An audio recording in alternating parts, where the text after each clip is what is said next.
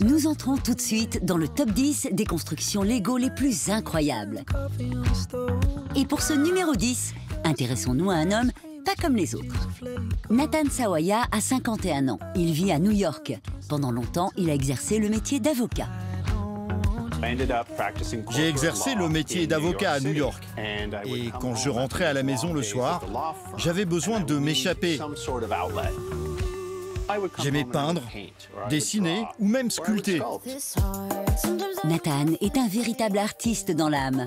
Sa vie va connaître un virage à 180 degrés. Ce qui était un hobby va devenir une profession. En 2004, il est embauché par la marque danoise. 6 mois plus tard, il lance son atelier de création et reçoit ses premières commandes.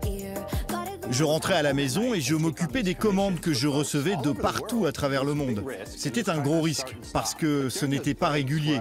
Mais quand je ne travaillais pas pour ces commandes, je créais pour moi-même et finalement j'ai fini par créer une petite collection de pièces. Il est aujourd'hui Lego Certified Professional, c'est-à-dire qu'il est un constructeur agréé par Lego. Et voici la raison pour laquelle il se trouve à la 10e place de notre top. Nathan a réellement su transformer le Lego en art. C'est un sacré travail d'artiste. Ça fait longtemps que je le suis et je trouve qu'il a la technique, il a l'artistique et puis il fait transmettre dans ses œuvres vraiment quelque chose de passionnel en fait, vraiment quelque chose de fort. Il arrive avec ses petites briques Lego à faire des sculptures et des choses incroyables. Le penseur de Rodin. Le fameux tyrannosaure. Iron Man. De véritables sculptures en briques. En réalité, j'utilise le Lego pour rendre l'art accessible.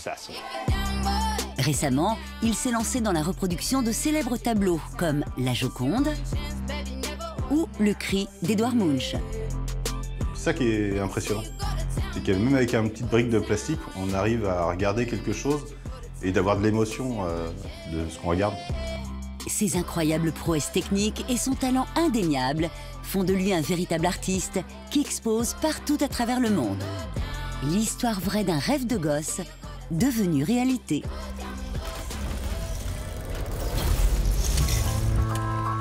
Dans notre classement, comment ne pas évoquer l'une des plus grandes sagas du XXe siècle? Ce bateau légendaire a fait couler beaucoup d'encre depuis son naufrage en 1912. Il s'agit bien sûr du Titanic. Ce navire censé être insubmersible est tristement célèbre depuis qu'il a sombré dans l'Atlantique Nord. Aujourd'hui, son naufrage comme son épave ont fait l'objet de toutes les attentions. Alors évidemment, la marque danoise ne pouvait pas passer à côté de cet incroyable navire.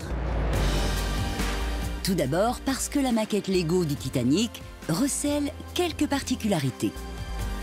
Ils auraient pu faire un petit Titanic, tu vois, genre avec l'iceberg ou un truc comme ça. Et là, le truc il est énorme. Ça paraît hyper répétitif en termes de construction. Et au fait, non, parce qu'au fait, à l'intérieur, t'as quand même pas mal de petits détails qui sont hyper cool. Donc, ils ont géré, parce que même dans les cales et tout ça, franchement, les personnes qui se sont occupées de ça, les designers Lego, ils ont vraiment fait leur boulot de journaliste et de recherche pour vraiment voir les plans du Titanic pour qu'ils soient vraiment représentatifs du Titanic de l'époque.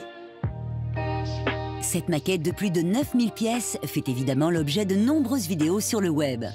Plus rare en revanche, ce set Lego a donné lieu à un record du monde de vitesse de construction. 14 heures et 6 minutes. Et ça reste une pièce iconique parce que on parle du Titanic, on parle d'un bateau légendaire, donc ça va devenir une pièce classique de chez Lego. Parmi ces innombrables vidéos de construction, nous vous proposons de découvrir un tout autre genre.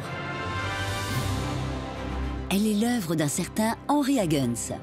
Ce vidéaste a réalisé un petit film impressionnant qui résume le film Titanic en stop-motion Lego.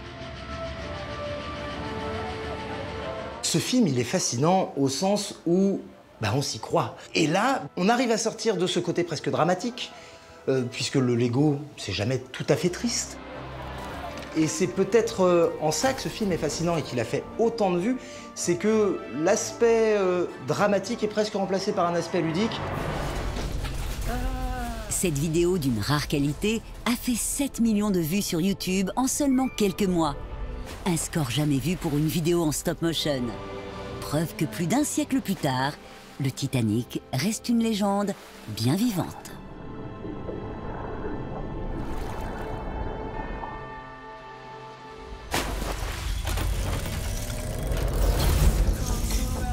Nous voici au numéro 8 de notre classement et nous poursuivons notre top avec un autre domaine qui fait la légende de la marque danoise. Voici l'histoire d'un musicien et créateur en briques absolument génial. Il est anglais et il s'appelle Sam Battle. Sam Battle est connu pour ses vidéos musicales sur Internet. Il maîtrise les synthétiseurs modulaires et parvient aussi à transformer une Game Boy en instrument de musique.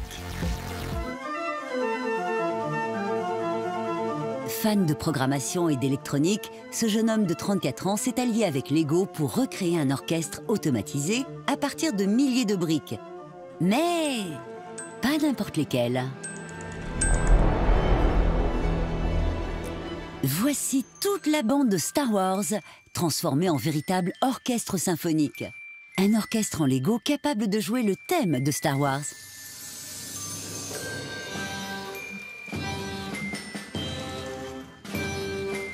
Après 3200 heures de travail, près de 100 boîtes Lego, 30 iPads, 42 instruments, voici un orchestre au complet.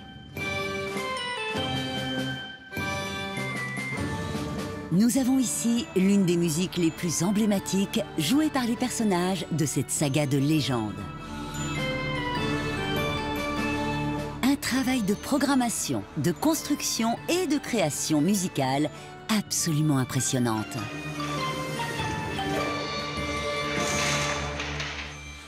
Que la force de la brique soit avec vous. Pour ce numéro 7, prenons un peu de hauteur. Depuis sa création, Lego a presque toujours édité des maquettes en rapport avec l'espace. C'est donc tout naturellement que nombre d'astronautes en herbe ont décidé de tenter réellement l'aventure. Nous sommes au Canada, près de Toronto.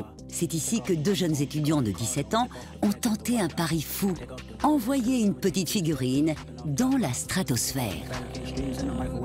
Matthew O et Hassan Mohamad se sont tout d'abord procuré un ballon météo. Ce type de ballon permet notamment d'envoyer des sondes dans la stratosphère. Ils ont installé une petite caméra et attaché leur petite figurine pour ce voyage par-delà les nuages. Résultat, un voyage de 97 minutes à 25 km au-dessus de la Terre. Les images sont belles et poétiques.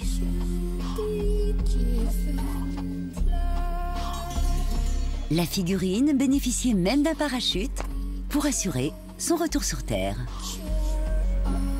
Si une petite figurine peut se rendre si loin de la Terre, qu'en est-il d'un vaisseau spatial en briques ? C'est le test mené par Raoul Ohaïda. Ce constructeur passionné a tenté l'expérience en accrochant une navette à un ballon météo rempli d'hélium. Le lancement a été effectué depuis la ville de Lauda-Königshofen, située en Allemagne. Résultat, un voyage aux abords de l'espace, puisque la petite navette a atteint l'altitude de 35 km.